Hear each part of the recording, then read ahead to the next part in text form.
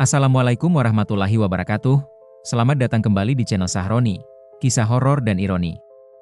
Terima kasih sudah meluangkan waktu untuk menonton konten kami hari ini. Sebelum kita masuk ke cerita yang mendebarkan ini, kami ingin menyampaikan bahwa semua kisah yang kami bagikan adalah karya fiksi belaka. Jika terdapat kesamaan nama tokoh, tempat, atau kejadian dengan kehidupan nyata, kami mohon maaf sebesar-besarnya karena hal tersebut tidaklah disengaja. Bersiaplah untuk memasuki dunia yang penuh dengan ketegangan, misteri, dan ironi yang akan membuat kalian merinding. Pastikan kalian sudah menyiapkan mental dan jangan lupa untuk like, subscribe, dan nyalakan notifikasi agar tidak ketinggalan cerita-cerita seru lainnya dari Sahroni. Hujan lebat mengguyur desa Tanjung Sari pada malam yang gelap gulita. Suara petir menggelegar membelah langit, seakan memberikan peringatan akan bahaya yang akan datang. Di sebuah rumah kayu tua yang berdiri di ujung desa, Pak Darmo sedang duduk gelisah di teras sambil mengisap rokok kretek. "Mak, apa kamu dengar suara itu?" tanya Darmo kepada istrinya, Mak Sari, yang sedang menenun di dalam rumah. "Suara apa, Pak?" jawab Mak Sari sambil tetap fokus pada tenunannya. Suara seperti tawa-tawa yang mengerikan. Dari arah hutan, Darmo membuang puntung rokoknya dengan gelisah. Mak Sari berhenti menenun dan mendengarkan dengan seksama. Benar, ada suara tawa yang samar-samar terdengar dari kejauhan, bercampur dengan suara hujan dan angin. "Mungkin cuma angin, Pak." "Jangan pikir yang aneh-aneh," ujar Mak Sari, meski nada suaranya menunjukkan dia juga merasa tidak nyaman. "Bukan angin biasa, Mak. Aku sudah tinggal di desa ini puluhan tahun." Suara itu seperti suara Mbah Sadio," bisik Darmo. "Mbah Sadio? Tapi dia sudah meninggal 3 bulan yang lalu, Pak." "Itulah yang membuatku takut, Mak." Tiba-tiba, suara ketukan pintu terdengar pelan. Tok tok tok. Irama ketukan yang lambat dan menakutkan. "Siapa yang bertamu malam-malam begini?" gumam Mak Sari sambil berdiri dari kursinya. "Jangan dibuka dulu, Mak. Kita lihat dulu siapa." Darmo beranjak dari teras dan mengintip dari celah jendela. Di depan pintu, berdiri sosok perempuan tua dengan rambut panjang yang basah kuyup. Wajahnya pucat dan matanya merah menyala.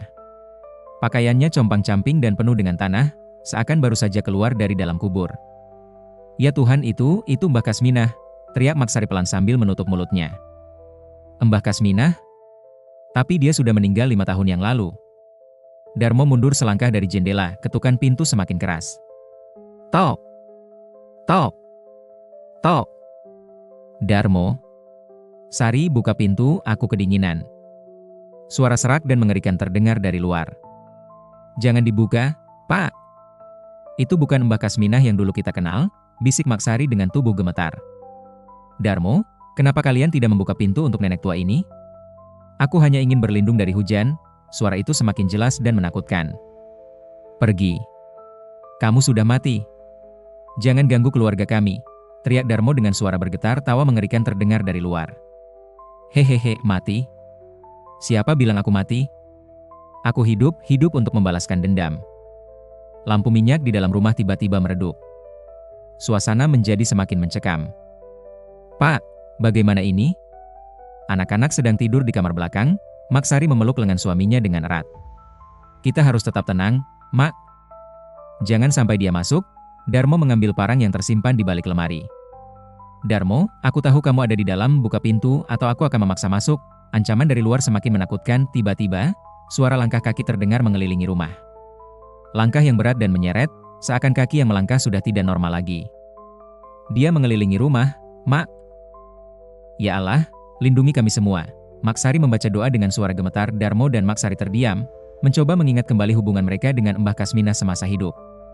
Mbah Kasminah adalah seorang dukun yang ditakuti sekaligus dihormati di desa Tanjung Sari.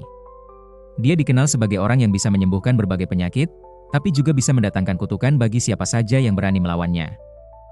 "Pak, kamu ingat tidak waktu itu kita pernah berselisih dengan Mbah Kasminah?" bisik Mak Sari. "Yang mana, Mak? Kita kan tidak pernah macam-macam dengan dia. Waktu kasus tanah warisan dari almarhum bapakmu. Mbah Kasminah mengklaim bahwa sebagian tanah itu miliknya, tapi kita punya surat-surat yang sah." Darmo terdiam sejenak, mencoba mengingat kejadian 5 tahun yang lalu. "Oh iya, waktu itu dia marah besar karena kita menolak mengalah. Dia bilang akan membuat kita menyesal. Terus dia sakit dan meninggal tidak lama kemudian. Mungkin dia masih dendam, Pak." Suara langkah kaki di luar rumah berhenti. Keheningan yang mencekam menyelimuti malam itu. Darmo? Suara itu terdengar lagi, kali ini lebih dekat, seakan berada tepat di depan jendela kamar. Aku tahu kamu mendengarku, apa maumu? Akhirnya Darmo memberanikan diri untuk menjawab.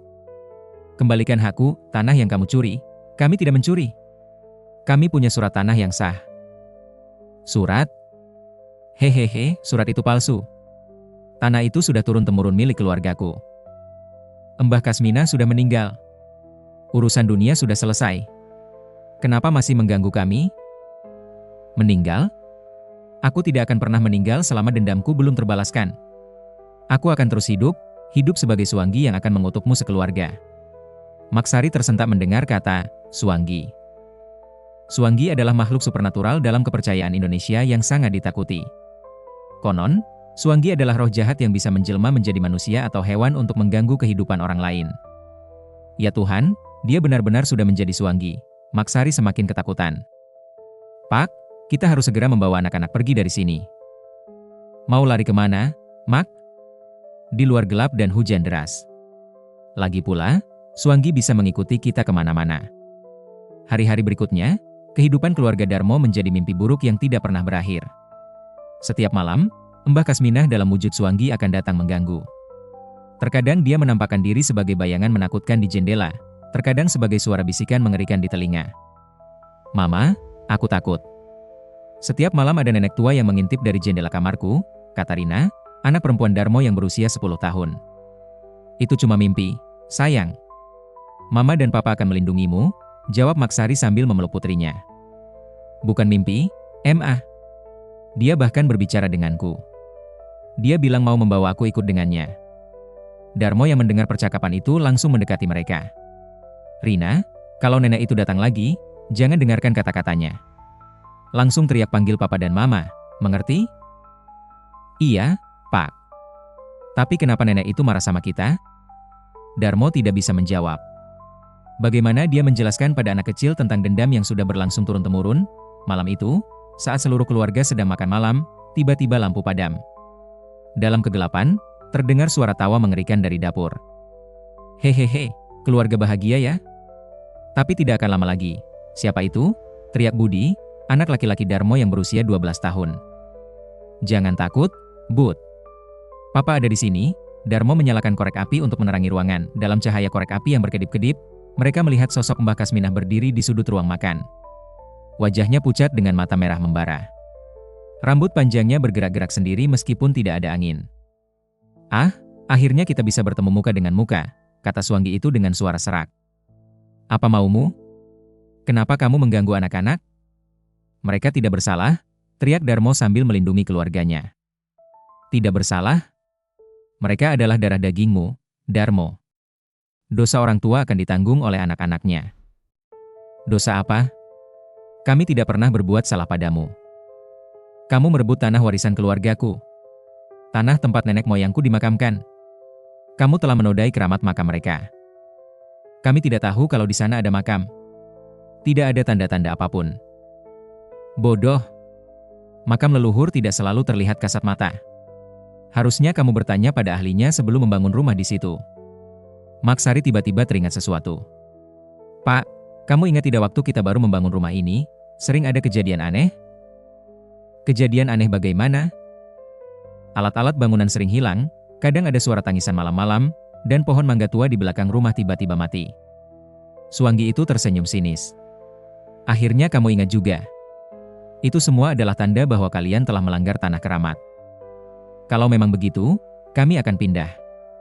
Kami akan tinggalkan rumah ini, kata Darmo putus asa. Terlambat. Kalian sudah terlanjur menodai makam leluhurku selama 5 tahun. Sekarang kalian harus membayar dengan nyawa.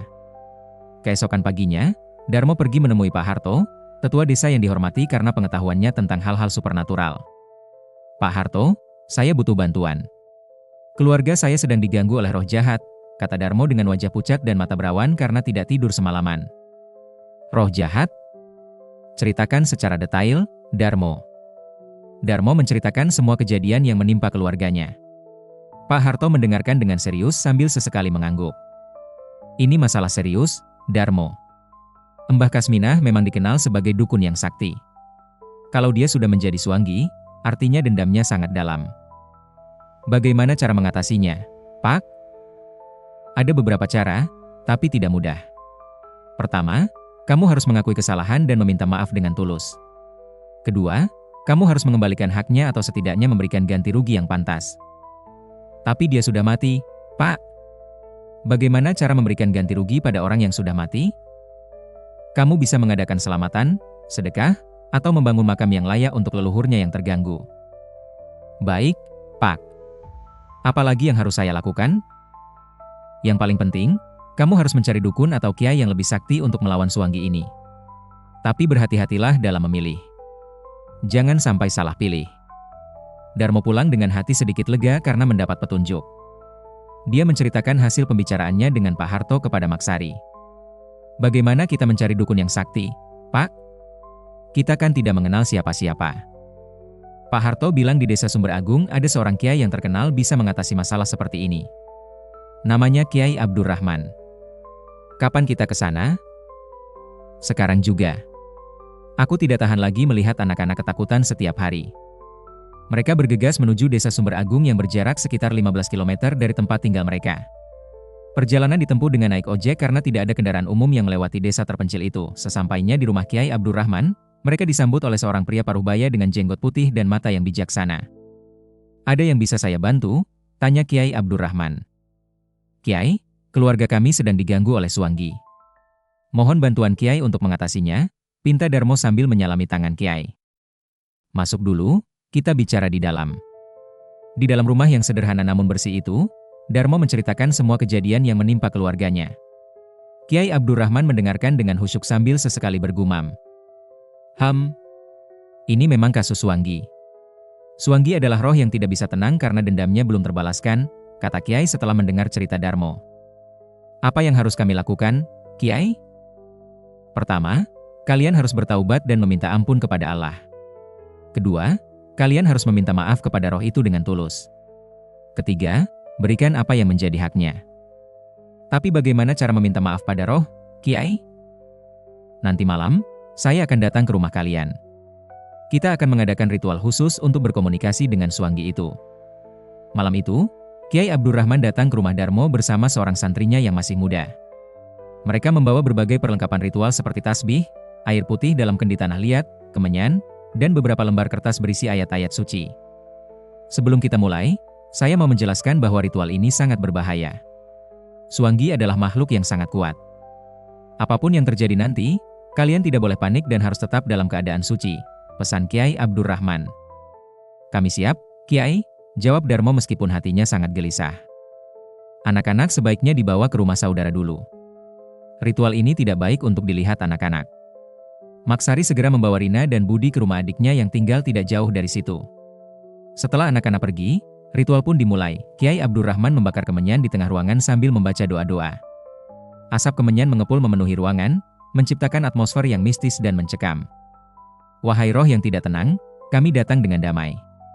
Kami ingin berbicara denganmu," kata Kiai dengan suara lantang. Beberapa saat kemudian, angin kencang tiba-tiba bertiup masuk ke dalam rumah, meski semua pintu dan jendela tertutup rapat. Lampu minyak bergoyang-goyang, menciptakan bayangan-bayangan menakutkan di dinding. "Dia datang," bisik santri Kiai sambil membaca tasbih dengan cepat. Suhu ruangan tiba-tiba turun drastis. Napas mereka terlihat seperti uap di udara dingin. Lalu terdengar suara tawa yang sudah sangat familiar bagi keluarga Darmo. "Hehehe, Kiai muda berani juga datang kemari. Wahai roh Mbah Kasminah, kami datang untuk mencari jalan damai. Kami tidak bermaksud bermusuhan denganmu," kata Kiai Abdurrahman dengan tenang. "Damai? Tidak ada damai untuk penjajah tanah keramat. Keluarga ini sudah menyadari kesalahan mereka. Mereka bersedia memberikan ganti rugi yang pantas." "Ganti rugi?" Suara itu terdengar mengejek. "Apa yang bisa kalian berikan untuk mengganti makam leluhurku yang telah ternoda selama 5 tahun? Darmo memberanikan diri untuk berbicara. "Mbah Kasminah, saya mohon maaf dengan tulus. Kami benar-benar tidak tahu bahwa di sini ada makam leluhur. Kami bersedia memberikan apapun yang Mbah inginkan." "Apapun?"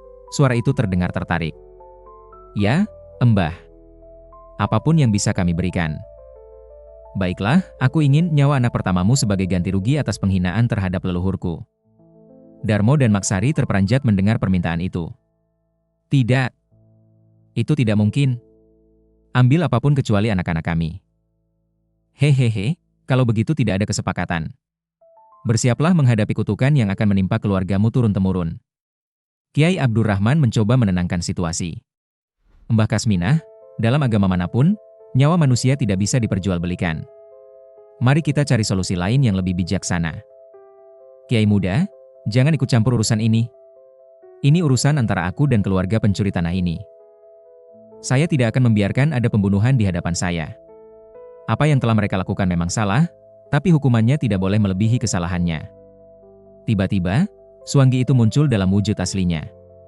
Sosok perempuan tua dengan wajah mengerikan, mata merah menyala, dan rambut panjang yang bergerak-gerak sendiri. Jari-jarinya panjang seperti cakar dan gigi-giginya runcing seperti taring. Kiai Sok Suci. Kalau kamu menghalangi, kamu juga akan merasakan akibatnya. Kiai Abdurrahman tidak mundur menghadapi ancaman Suanggi. Dia terus membaca ayat-ayat suci sambil memercikkan air putih ke arah roh jahat itu. Dengan nama Allah yang Maha Pengasih lagi Maha Penyayang, aku perintahkan kamu untuk kembali ke alammu dan tidak mengganggu keluarga ini lagi. Hah! Kekuatan kiai sepertimu tidak akan bisa mengalahkanku. Aku sudah mengumpulkan kekuatan selama 5 tahun. Pertarungan supernatural pun dimulai.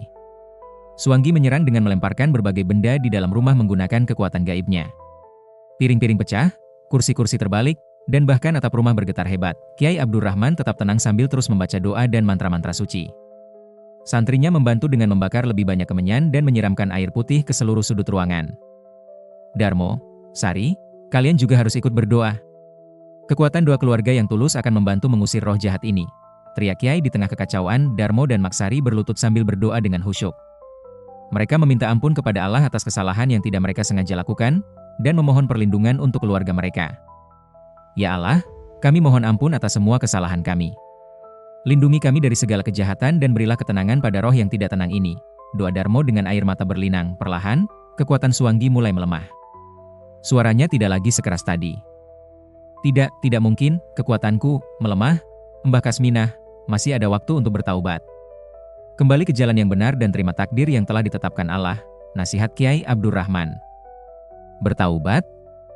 Setelah 5 tahun aku menderita karena makam leluhurku ternoda. Penderitaan di dunia adalah ujian. Dengan menumpuk dendam dan menjadi Suanggi, justru kamu menambah dosa dan penderitaanmu di akhirat. Suanggi itu terdiam sejenak, seakan mempertimbangkan kata-kata Kiai. Wajahnya yang mengerikan perlahan berubah menjadi sosok nenek tua yang sedih dan lelah. Aku sudah terlalu jauh, tidak bisa kembali lagi. Tidak ada yang terlalu terlambat di hadapan Allah yang Maha Pengampun. Ucapkan istighfar dan serahkan semua urusan kepadanya. Suasana menjadi lebih tenang, meski masih terasa mencekam. Sosok Mbah Kasminah duduk di sudut ruangan dengan wajah penuh penyesalan. Sebenarnya, tanah ini memang bukan milik leluhurku, pengakuannya membuat semua orang terkejut. Apa maksud Mbah? Tanya Darmo bingung. Dulu, ketika aku masih hidup, aku iri dengan keluargamu yang berhasil membangun rumah bagus di tanah ini. Aku berbohong tentang makam leluhur hanya untuk merebut tanah ini. Maksari terperanjat. Jadi, selama ini Mbah bohong? Ya, aku berbohong karena serakah. Setelah mati, aku menyadari kesalahanku, tapi rasa malu dan penyesalan membuatku tidak bisa tenang. Akhirnya, rasa malu itu berubah menjadi dendam yang tidak beralasan. Lalu kenapa Mbah tidak mengaku sejak awal? Tanya Darmo. Karena aku takut menghadapi kenyataan bahwa aku telah berbuat dosa besar. Lebih mudah menyalahkan kalian daripada mengakui kesalahan sendiri. Kiai Abdurrahman menghela napas panjang. Inilah bahaya dari menyimpan dendam dan tidak mau mengakui kesalahan. Bukan hanya merugikan orang lain, tapi juga menyiksa diri sendiri. Sekarang bagaimana, Mbah? Apa yang harus kami lakukan? Tanya Maksari. Maafkan aku yang telah mengganggu keluarga kalian selama ini. Aku hanya ingin tenang. Air mata mengalir di wajah yang sudah tidak menakutkan lagi. Sosok Mbah Kasminah terlihat seperti nenek tua biasa yang sedang menyesal. Kami memaafkan, Mbah. Kami juga minta maaf kalau selama ini ada kata-kata kami yang menyinggung, kata Darmo dengan tulus. Terima kasih, sekarang aku bisa tenang. Sosok itu perlahan mulai memudar. Sebelum benar-benar menghilang, dia berkata, hati-hati dengan Pak Jamal, dia yang sebenarnya. Suaranya putus sebelum sempat menyelesaikan kalimat. Ruangan kembali normal, hanya tersisa aroma kemenyan yang masih menguar. Keesokan harinya, keluarga Darmo berkumpul untuk membahas kejadian malam sebelumnya. Anak-anak sudah kembali ke rumah dan situasi sudah kondusif. Meski mereka masih bingung dengan pesan terakhir Mbah Kasminah tentang Pak Jamal. Pak Jamal yang mana ya? Tanya Mak Sari sambil menyiapkan sarapan. Kayaknya Pak Jamal yang jual tanah ke kita dulu, Mak. Coba kita ingat-ingat lagi. Oh iya, Pak Jamal yang bilang tanah ini tanah warisan keluarganya. Dia yang jual ke kita 5 tahun lalu. Tapi kenapa Mbah Kasminah bilang hati-hati dengan dia? Pertanyaan itu terjawab ketika Pak Harto datang berkunjung siang hari itu. Darmo, gimana semalam? Berhasil tidak mengusir suangginya? Tanya Pak Harto. Alhamdulillah berhasil, Pak. Tapi ada hal aneh yang ingin saya tanyakan. Apa itu? Sebelum menghilang, Mbah Kasminah bilang suruh hati-hati dengan Pak Jamal. Pak Jamal yang mana ya maksudnya? Wajah Pak Harto berubah serius. Pak Jamal, oh, itu pasti Pak Jamal yang jual tanah ke kamu dulu. Memangnya ada masalah dengan dia, Pak? Darmo, sebetulnya saya sudah curiga dari dulu, tapi tidak punya bukti. Pak Jamal itu sering menjual tanah yang sebetulnya bukan miliknya. Maksudnya bagaimana, Pak? Dia pintar cari celah hukum. Misalnya, tanah yang pemiliknya sudah meninggal dan ahli warisnya tidak jelas, dia akan buat surat-surat palsu seakan-akan dia ahli warisnya. Mak Sari terperanjat. Jadi tanah yang kita beli ini, kemungkinan besar tanah itu memang bukan milik Pak Jamal. Dia cuma maklar tanah ilegal yang pintar bikin surat-surat palsu. Lalu pemilik aslinya siapa, Pak? Nah, itu dia masalahnya. Pemilik asli tanah ini adalah keluarga Mbah Kasminah. Cuma bukan karena ada makam leluhur, tapi karena tanah ini memang warisan sah dari orang tuanya dulu. Darmo merasa dunia berputar. Jadi, Mbah Kasminah tidak bohong tentang kepemilikan tanah, tapi bohong tentang alasannya? Betul. Dia bilang ada makam leluhur karena malu mengakui bahwa surat-surat tanah warisannya hilang. Makanya dia tidak bisa buktikan kalau tanah ini miliknya. Tapi kenapa Pak Jamal bisa jual tanah ini ke kami? Karena dia tahu surat-surat Mbah Kasminah hilang, jadi dia bikin surat palsu seakan tanah ini miliknya. Kebetulan Mbah Kasminah sakit-sakitan dan tidak punya tenaga untuk melawan. Mendengar penjelasan Pak Harto, keluarga Darmo merasa bingung dan bersalah. Mereka menyadari bahwa tanpa sadar mereka telah menjadi korban sekaligus pelaku dalam penipuan tanah. Pak Harto, sekarang bagaimana? Kami sudah membangun rumah dan tinggal di sini 5 tahun. Kami juga sudah mengeluarkan banyak uang, kata Darmo dengan berat hati. Secara hukum, kalian adalah korban penipuan Pak Jamal. Tapi secara moral, kalian juga telah merugikan keluarga Mbah Kasminah. Lalu apa yang harus kami lakukan? Cari ahli waris Mbah Kasminah yang masih hidup. Bicarakan baik-baik. Kalau perlu, berikan kompensasi yang pantas. Mbah Kasminah punya keluarga, Pak? Ada. Dia punya cucu yang tinggal di Jakarta. Namanya Sari, sama seperti istrimu. Cuma dia sudah lama tidak pulang kampung. Mak Sari tertegun mendengar nama yang disebut Pak Harto. Sari? Sari yang mana, Pak? Sari Kasminah. Terakhir kali dia pulang kampung waktu neneknya meninggal 5 tahun lalu. Tapi cuma sebentar, langsung balik ke Jakarta lagi. Pak Harto, boleh saya tahu alamat lengkapnya? Saya ingin menemui dia untuk menyelesaikan masalah ini dengan baik. Alamatnya saya tidak tahu persis. Tapi dulu dia kerja di kantor notaris di daerah Kuningan, Jakarta Selatan. Darmo memutuskan untuk pergi ke Jakarta mencari Sari, cucu Mbah Kasminah. Perjalanan yang tidak mudah karena dia tidak terbiasa dengan hiruk-pikuk ibu kota. Setelah bertanya sana-sini, akhirnya Darmo menemukan kantor notaris tempat Sari bekerja. Dia menunggu di lobi kantor sambil memikirkan kata-kata yang tepat untuk menjelaskan situasi yang rumit ini. Permisi, ada yang bisa saya bantu? Tanya seorang perempuan berusia sekitar 30-an dengan pakaian rapi khas pekerja kantoran. Saya mencari Mbak Sari Kasminah. Apa betul dia kerja di sini? Saya Sari Kasminah. Ada apa ya? Darmo terkejut. Perempuan di depannya ini jauh berbeda dengan bayangan cucu dukun yang ada di pikirannya. Sari terlihat modern, terpelajar, dan profesional. Mbak Sari, saya Darmo dari desa Tanjung Sari. Saya ingin bicara tentang tanah warisan nenek Mbak. Wajah Sari berubah serius. Tanah warisan nenek? Mari kita bicara di tempat yang lebih privat. Mereka pindah ke sebuah kafe tidak jauh dari kantor. Di sana, Darmo menceritakan semua kejadian, mulai dari pembelian tanah dari Pak Jamal, gangguan Suanggi, hingga pengakuan Mbah Kasminah sebelum menghilang. Sari mendengarkan dengan seksama. Sesekali dia bertanya untuk memperjelas detail-detail tertentu. Pak Darmo, sebenarnya saya sudah menduga kalau tanah warisan nenek dicuri orang. Tapi saya tidak punya waktu dan tenaga untuk mengurus masalah tanah di kampung, kata Sari akhirnya. Kenapa tidak pernah kembali untuk mengurus warisan itu, Mbak? Jujur, saya tidak suka dengan dunia perdukunan nenek. Sejak kecil, saya selalu takut dengan tamu-tamu nenek yang datang minta tolong hal-hal aneh. Makanya saya pergi ke Jakarta dan jarang pulang kampung. Tapi itu kan warisan yang sah milik keluarga Mbak. Betul. Cuma surat-suratnya hilang waktu rumah nenek kebakaran kecil tahun 2018. Sejak itu, saya tidak tahu bagaimana cara mengklaimnya lagi. Darmo dan Sari sepakat untuk menyelesaikan masalah ini dengan cara yang adil dan sesuai hukum. Sari yang berprofesi sebagai asisten notaris memiliki pengetahuan hukum yang cukup untuk menangani kasus ini. Pak Darmo, sebenarnya masalah ini bisa diselesaikan dengan beberapa cara, kata Sari sambil melihat catatan-catatannya. Cara yang mana, Mbak? Pertama, Bapak bisa melaporkan Pak Jamal ke polisi karena telah menjual tanah dengan dokumen palsu. Kedua, kita buat kesepakatan ganti rugi di luar pengadilan. Kalau melaporkan ke polisi, apa keluarga saya tidak kena masalah juga? Tidak, karena Bapak adalah korban penipuan. Bapak beritikat baik membeli tanah dengan harga wajar dan dokumen yang tampaknya legal. Tapi saya lebih suka penyelesaian damai, Mbak. Keluarga saya sudah terlalu lelah dengan masalah ini. Baik, kalau begitu kita bicarakan ganti ruginya. Berapa harga tanah yang Bapak bayar ke Pak Jamal dulu? 50 juta rupiah untuk tanah seluas 500 meter persegi. Harga segitu wajar untuk ukuran tanah di desa. Sekarang, rumah yang Bapak bangun di atas tanah itu kira-kira habis berapa? Sekitar 100 juta rupiah, Mbak. Kami membangun secara bertahap selama 5 tahun.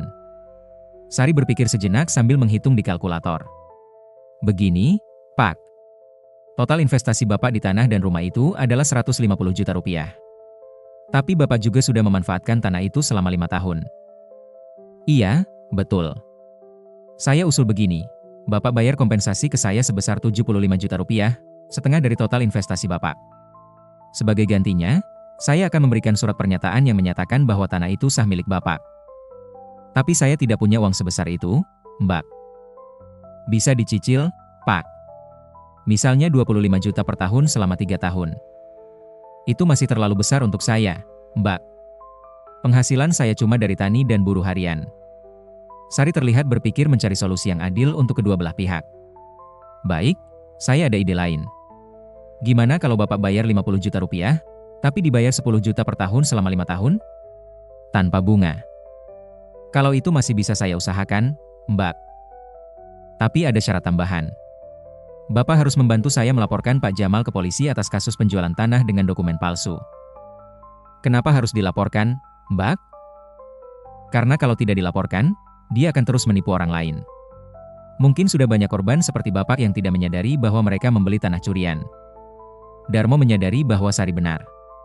Pak Jamal harus dihentikan sebelum lebih banyak orang yang menjadi korban. Baik, Mbak. Saya setuju dengan semua syarat itu. Beberapa hari kemudian, Darmo dan Sari kembali ke desa Tanjung Sari untuk menghadapi Pak Jamal. Mereka didampingi oleh seorang polisi dari polsek setempat dan Pak Harto sebagai saksi. Pak Jamal sedang di warungnya yang sekaligus menjadi kantor makelar tanah ilegalnya. Dia terlihat terkejut melihat rombongan yang datang. Pak Jamal, kami perlu bicara serius dengan Bapak, kata polisi. Ada apa, Pak? Saya tidak berbuat salah. Soal tanah yang Bapak jual ke Pak Darmo 5 tahun lalu. Tanah itu ternyata bukan milik Bapak. Wajah Pak Jamal pucat. Siapa yang bilang? Saya punya surat-suratnya. Surat palsu, kata Sari tegas. Tanah itu warisan sah dari nenek saya, Mbah Kasminah. Mbah Kasminah sudah meninggal. Dan dia tidak punya surat tanah.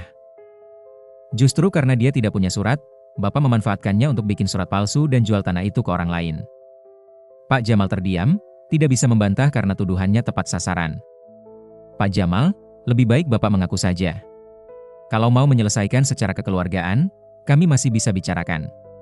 Tapi kalau Bapak ngotot, terpaksa kami proses secara hukum, kata Pak Harto. Baik-baik saya akui. Tapi saya juga butuh makan. Saya cuma makelar, bukan penipu. Makelar yang jual tanah dengan dokumen palsu namanya penipu, Pak, kata polisi. Sekarang, Berapa tanah yang sudah Bapak jual dengan cara yang sama? Tanya Sari. Pak Jamal terdiam lama sebelum menjawab. Ada 5 bidang tanah. 5? Semua orang terkejut. Iya, termasuk tanah Pak Darmo. Ada 5 bidang tanah yang saya jual dalam 5 tahun terakhir. Siapa saja pembelinya? Tanya polisi sambil mencatat. Pak Jamal menyebutkan nama-nama dan alamat para korban lainnya. Semuanya adalah keluarga sederhana yang bermimpi punya rumah sendiri di desa. Pak Jamal, ini masalah besar. 5 keluarga telah menjadi korban penipuan Bapak, kata Pak Harto dengan nada kecewa. Saya terpaksa, Pak. Istri saya sakit-sakitan, anak saya butuh biaya sekolah. Saya tidak punya pilihan lain. Alasan apapun tidak bisa membenarkan penipuan, kata Sari tegas. Dalam proses penyelidikan lebih lanjut, terungkap bahwa kasus penipuan tanah yang dilakukan Pak Jamal jauh lebih kompleks dari yang dibayangkan. Ternyata dia tidak bekerja sendiri, tapi bagian dari sindikat yang beroperasi di beberapa desa. Pak Jamal, siapa dalang dari sindikat ini? Tanya polisi saat interogasi. Saya tidak bisa bilang kalau saya bicara, keluarga saya bisa dalam bahaya. Tapi kalau Bapak tidak bicara, banyak keluarga inocent yang akan terus jadi korban. Pak Jamal terlihat bingung dan ketakutan. Dia terjebak di antara ancaman dari sindikat dan tuntutan hukum. Sementara itu, kabar tentang sindikat penipuan tanah menyebar cepat di desa. Para korban yang lain mulai berdatangan menuntut keadilan.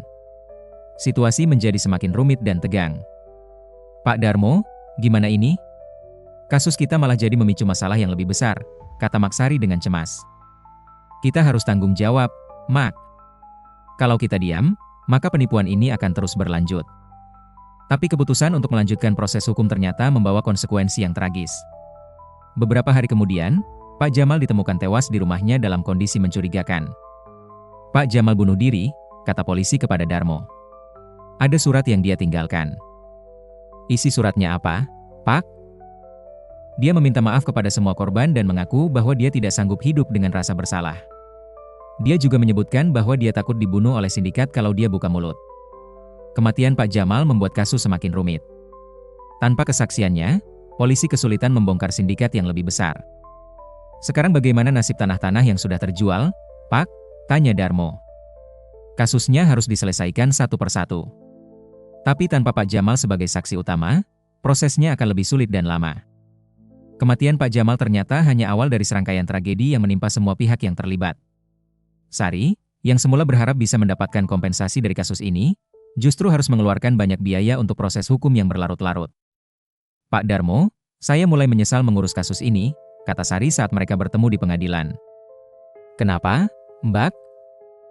Biaya pengacara, biaya bolak-balik Jakarta Desa, biaya fotokopi dokumen, biaya materai sudah habis puluhan juta. Belum lagi waktu yang terbuang. Tapi kan ini demi keadilan, Mbak. Keadilan? Yang ada malah semua pihak jadi menderita. Pak Jamal mati, keluarganya jadi miskin karena ditinggal kepala keluarga, para korban jadi stres karena status tanah mereka tidak jelas. Memang benar apa yang dikatakan Sari. Para korban penipuan lainnya, yang awalnya hidup tenang di rumah masing-masing, kini harus menghadapi kenyataan pahit bahwa rumah mereka mungkin harus digusur. Pak Darmo, bagaimana ini? Rumah kami mau disita? Tanya Bu Ningsih, salah satu korban lain. Saya juga tidak tahu, Bu. Kita sama-sama korban. Tapi kan Pak Darmo yang mulai bongkar kasus ini. Harusnya Pak Darmo tanggung jawab. Bu Ningsih, saya buka kasus ini karena keluarga saya diganggu hantu. Saya tidak bermaksud merugikan siapapun. Hantu? Ah, itu cuma alasan. Pasti Pak Darmo mau rebut tanah kami. Konflik antar korban pun mulai terjadi.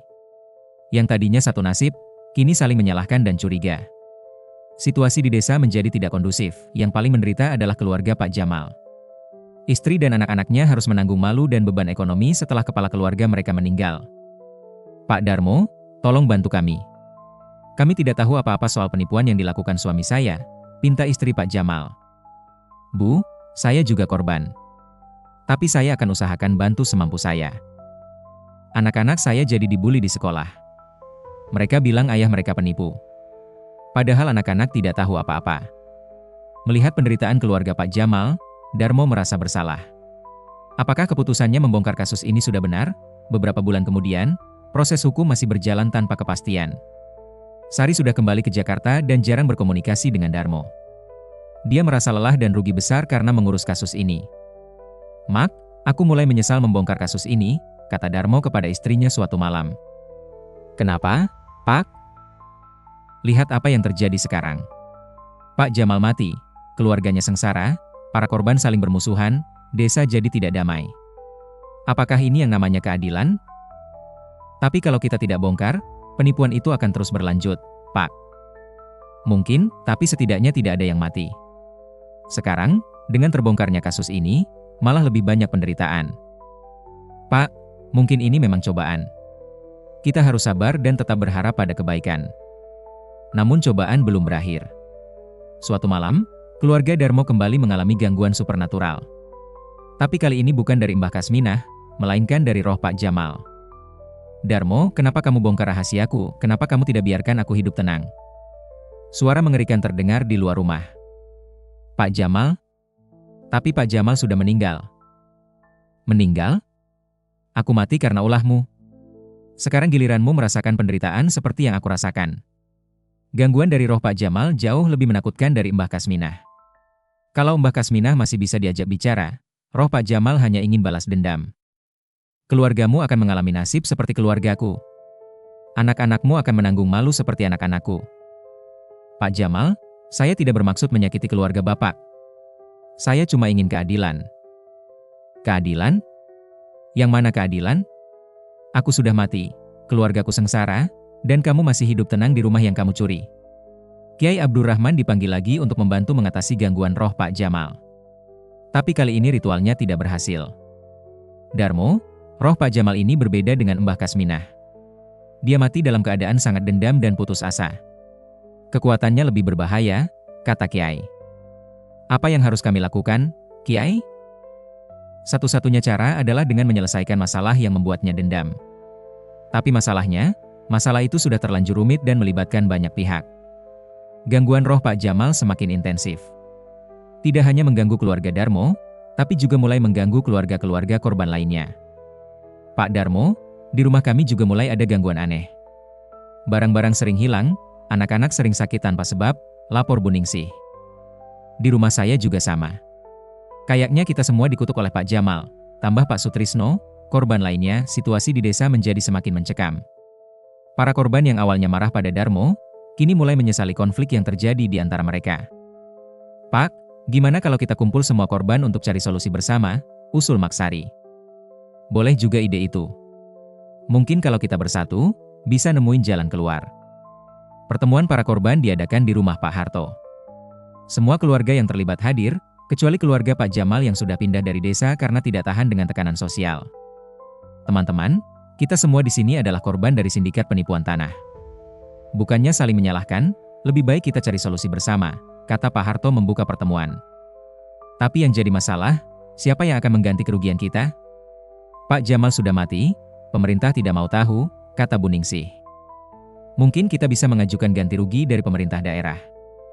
Mereka kan yang seharusnya mengawasi jual beli tanah, usul Pak Sutrisno. Sudah dicoba. Mereka bilang itu masalah perdata, bukan tanggung jawab pemerintah, jawab Darmo. Lalu kita harus bagaimana? Pertanyaan itu menggantung tanpa jawaban. Semua orang terdiam, memikirkan nasib mereka yang tidak jelas. Tiba-tiba, Bu Ningsih menangis. Suami saya jadi sakit-sakitan sejak masalah ini muncul. Dokter bilang dia stres berat. Kalau suami saya kenapa-napa, anak-anak saya gimana? Tangisan Bu Ningsih memicu emosi yang lain. Satu persatu, para korban mulai menceritakan penderitaan yang mereka alami sejak kasus ini terbongkar. Anak saya jadi malas sekolah karena dibully teman-temannya. Mereka bilang keluarga kami tinggal di rumah curian, cerita Pak Sutrisno. Tetangga mulai menjauhi kami. Mereka takut terlibat masalah hukum, tambah yang lain, Darmo mendengarkan semua cerita itu dengan hati hancur. Dia merasa bertanggung jawab atas semua penderitaan yang terjadi. Teman-teman, saya minta maaf. Kalau saja saya tidak membongkar kasus ini, mungkin kita semua masih hidup tenang, kata Darmo dengan suara bergetar. Pak Darmo tidak salah. Yang salah adalah sistem yang tidak melindungi rakyat kecil seperti kita, hibur Pak Harto, tapi penghiburan itu tidak bisa mengurangi beban batin yang dirasakan semua orang. Epilog, pelajaran dari tragedi setahun kemudian, kasus penipuan tanah masih belum selesai sepenuhnya. Para korban masih hidup dalam ketidakpastian status kepemilikan rumah mereka. Beberapa keluarga terpaksa pindah karena tidak sanggup menanggung beban psikologis. Keluarga Pak Jamal pindah ke kota lain untuk memulai hidup baru. Anak-anak mereka putus sekolah karena tidak sanggup membayar biaya pendidikan setelah kehilangan ayah yang menjadi tulang punggung keluarga. Sari akhirnya mengalah dan tidak lagi menuntut kompensasi.